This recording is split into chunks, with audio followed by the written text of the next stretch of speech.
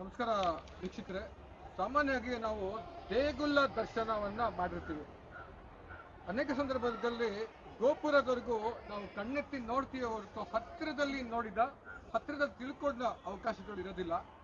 ಇವತ್ತು ನಾವು ಕಾರಂಜಿ ಆಂಜನೇಯ ಸ್ವಾಮಿ ದೇವಸ್ಥಾನದ ಗೋಪುರ ಬೇರೆ ಬೇರೆ ಅಭಿವೃದ್ಧಿ ಕಾರ್ಯಗಳು ನಡೀತಿರೋ ಹಿನ್ನೆಲೆಯಲ್ಲಿ ಗೋಪುರವನ್ನು ಪರಿಚಯ ಮಾಡ್ಕೊಳ್ಳುವಂಥ ಪ್ರಯತ್ನ ಮಾಡ್ತಾ ಇದೀವಿ. ನಮ್ಮ ಜೊತೆ ಶ್ರೀನಿವಾಸನ್ ಗುರೂಜಿ ಇದ್ದಾರೆ. ಅವರು ಆಗಮಿಕ ಸಂಘದ ಪ್ರಧಾನ ಕಾರ್ಯದರ್ಶಿ ಕೂಡ ಹೌದು. ಮತ್ತೆ ಶ್ರೀಚಕ್ರ ಉಪಾಸಕರು, ಶ್ರೀಚಕ್ರ ಟ್ರಸ್ಟ್ ಕೂಡ ಇದೆ, ಅದರ ಅಧ್ಯಕ್ಷರು ಕೂಡ. ಅವರ ಜೊತೆ ಈ ದೇಗುಲದಲ್ಲಿ ಗೋಪುರಗಳು, ಇದರ ವೈಶಿಷ್ಟ್ಯಗಳ ಬಗ್ಗೆ ತಿಳ್ಕೊಳ್ಳೋಣ. ಗುರುಜಿ, ಒಂದಷ್ಟು ಗೋಪುರಗಳು, ಇದರ ಹಿನ್ನೆಲೆ, ದೇವಸ್ಥಾನದ ಹಿನ್ನೆಲೆ ಪರಿಚಯ ಮಾಡಿಕೊಡ್ಬೋದಾದ್ರೆ. ನಮಸ್ತೆ. ಶ್ರೀ ಗುರುಭ್ಯೋ ನಮಃ. ಜ್ಞಾನಾನಂದಮಯಂ ದೇವಂ ನಿರ್ಮಲ ಸ್ಫಟಿಕಾಕೃತಿಂ ಆಧಾರಂ ಸರ್ವವಿದ್ಯಾನಾಂ ಹಯಗ್ರೀವೋಪಾಸ್ಮಹೇ. ಇವತ್ತು ಬೆಂಗಳೂರು ನಗರದ ಸುಪ್ರಸಿದ್ಧ ಕ್ಷೇತ್ರವಾದ ಕಾರಂಜಿ ಆಂಜನೇಯ ದೇವಸ್ಥಾನ, ಇದು ಸಾವಿರಾರು ವರ್ಷಗಳ ಇತಿಹಾಸ ಇದೆ. ಇದು ಮುಜರಾಯಿಗೆ ಸಂಬಂಧಪಟ್ಟಿದ್ದು. ಈ ದೇವಾಲಯದಲ್ಲಿ ಇವತ್ತು ಗೋಪುರ ಪ್ರತಿಷ್ಠಾಪನೆ ಸಂಪ್ರೋಕ್ಷಣೆ ನಡೀತಾ ಇದೆ. ದಿನಾಂಕ 13ನೇ ತಾರೀಕು ಬುಧವಾರ ಸಂಪ್ರೋಕ್ಷಣೆ ನಡೆಯುತ್ತೆ. ಇದು ವಿಶೇಷ ಅಂದರೆ, ನಾವು ಅನೇಕ ದೇವಾಲಯಗಳು ನೋಡಿದ್ದೀವಿ, ಅನೇಕ ದೇವಸ್ಥಾನಗಳ ದರ್ಶನ ಮಾಡಿದ್ದೀವಿ. ಆದರೆ ವಿಮಾನ ಗೋಪುರ ಮತ್ತು ಈ ಗೋಪುರ ಭಾಳ ವಿಶೇಷ. ಏಕೆಂದರೆ ಕೆಲವರೆಲ್ಲ ದೇವಸ್ಥಾನದ ಒಳಗಡೆ ಬರೋಕ್ಕಾಗಲ್ಲ, ಸಮಯ ಇರಲ್ಲ ಅವರಿಗೆ, ಅವರು ದಾರಿನಲ್ಲೇ ಹೋಗ್ತಾ ಇರ್ತಾರೆ. ಆವಾಗ ಅವರು ಗೋಪುರಕ್ಕೆ ದರ್ಶನ ಮಾಡ್ತಾರೆ. ದೂರದಿಂದ ಗೋಪುರ ದರ್ಶನ ಮಾಡಿದ್ರೆ ವೈಕುಂಠ ದರ್ಶನ ಆದಂಗೆ ಲೆಕ್ಕ ಅಂತ ಹಿರಿಯರು ಹೇಳ್ತಾ ಇದ್ದಾರೆ. ಹಾಗೆ ನಾವು ಯಾವುದೇ ಒಂದು ದೇವಸ್ಥಾನಕ್ಕೆ ಹೋಗಿ ಅವಕಾಶ ಇರಲ್ಲ ಅಂದಾಗ ಹೊರಗಡೆಯಿಂದನೇ ದರ್ಶನ ಮಾಡೋದು ಈ ಒಂದು ವಿಶೇಷ.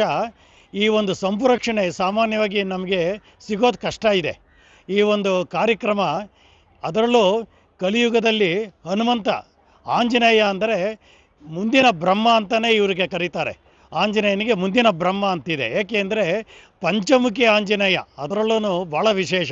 ಅದರಲ್ಲೂ ಕಾರಂಜಿ ದೇವಾಲಯದಲ್ಲಿ ವೈಖಾನಸ ಆಗಮ ಶಾಸ್ತ್ರೋಕ್ತವಾಗಿ ಇಲ್ಲಿ ನಡೀತಾ ಇದೆ ಕಾರ್ಯಕ್ರಮ. ಈ ಕಾರ್ಯಕ್ರಮದಲ್ಲಿ ಸಹಸ್ರಾರು ಭಕ್ತಾದಿಗಳು ಬಂದು ಇಲ್ಲಿ ಸೇರುವಂಥ ಅವಕಾಶ ಇದೆ. ಹಾಗಾಗಿ ಎಲ್ಲ ಭಕ್ತಾದಿಗಳು ಬಂದು ಇಲ್ಲಿ ಅವಕಾಶ ಪಡಿಬೇಕು. ಹಾಗೂ ದೇಗುಲಗಳಲ್ಲಿ ನಾವು ಸಾಮಾನ್ಯವಾಗಿ ಏನಪ್ಪ ಮಾಡ್ತೀವಿ ಅಂದರೆ ಸಂಕೀರ್ತನೆ ಮಾಡ್ತಾರೆ, ನಗರ ಸಂಕೀರ್ತನೆ, ರಾಮನಾಮ ಜಪ ಮಾಡ್ಕೊಂಡು ಹೋಗ್ತಾ ಇರ್ತೀವಿ. ಆವಾಗ ಎಲ್ಲ ಕೇಳೋದು ಏನಂದರೆ ಜೈ ಶ್ರೀರಾಮ್, ಜೈ ಜೈ ಶ್ರೀರಾಮ್ ಅನ್ನೋದು ಬರುತ್ತೆ. ಹಾಗೆ ಅದ್ರ ಜೊತೆಗೆ ವೀರ ಆಂಜನೇಯಕಿ ಜೈ ಅಂತಲೇ ಹೇಳ್ತೀವಿ. ಏಕೆಂದರೆ ವೀರ ಆಂಜನೇಯ ಅಂದ ತಕ್ಷಣ ನಮಗೆ ಈ ಸ್ವತಂತ್ರ ಯೋಧರ ಥರ ಎದ್ದು ನಿಲ್ಲೋದೊಂದು ಬರುತ್ತೆ. ಎಂಥವನೂ ಬಡಿದೆಬ್ಬಿಸೋದು. ಏನು ಅಂದರೆ ಈಗ ಅಧರ್ಮ ಜಾಸ್ತಿ ಆಗಿದೆ ಎಲ್ಲ ಕಡೆಯೂ. ಇಂಥ ಕಲಿಯುಗದಲ್ಲಿ ಧರ್ಮ ಉದ್ಧಾರಕ್ಕಾಗಿ, ಧರ್ಮ ಪ್ರಚಾರಕ್ಕೆ ಒಂದು ಆಂಜನೇಯನ ಉಪಯೋಗಿಸ್ಕೊತಾ ಇದ್ದಾರೆ. ಯಾಕೆ ಅಂದರೆ ಸೀತಾನ್ವೇಷಣೆ ಸಮಯದಲ್ಲಿ ಆಂಜನೇಯ ಭಾಳ ವಿಶೇಷ.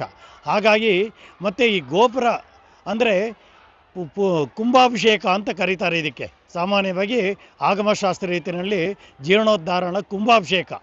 ಇದನ್ನು ಸರ್ಕಾರಗಳು ಎಲ್ಲ, ನಮ್ಮ ಈಗಿನ ಸರ್ಕಾರ ಇರಲಿ, ಹಿಂದಿನ ಸರ್ಕಾರ ಇರಲಿ, ನಾವು ಅರ್ಚಕರ ಸಂಘದಿಂದ ನಾವು ಅನೇಕ ದೇವಾಲಯ ಶಿಥಿಲವಾಗಿದೆ, ಅದನ್ನು ಉದ್ಧಾರ ಮಾಡಬೇಕು ಅಂಥೇಳಿ ಇವತ್ತಿನ ದಿವಸ ಈ ಒಂದು ರಾಮಲಿಂಗಾರೆಡ್ಡಿ ಅವರ ನೇತೃತ್ವದಲ್ಲಿ ಇವತ್ತಿನ ಸರ್ಕಾರದ ಒಂದು ಘನ ಅಧ್ಯಕ್ಷತೆಯಲ್ಲಿ ಇದು ನಡೀತಾ ಇದೆ. ಹಾಗೂ ಈ ಒಂದು ಪಾರ್ಪತ್ಯಗಾರರು ಏನಿದ್ದಾರೆ ಇವರೆಲ್ಲ ಸದ್ಭಕ್ತರು, ಇವರ ಒಂದು ನೇತೃತ್ವದಲ್ಲಿ ನಡೀತಾ ಇದೆ.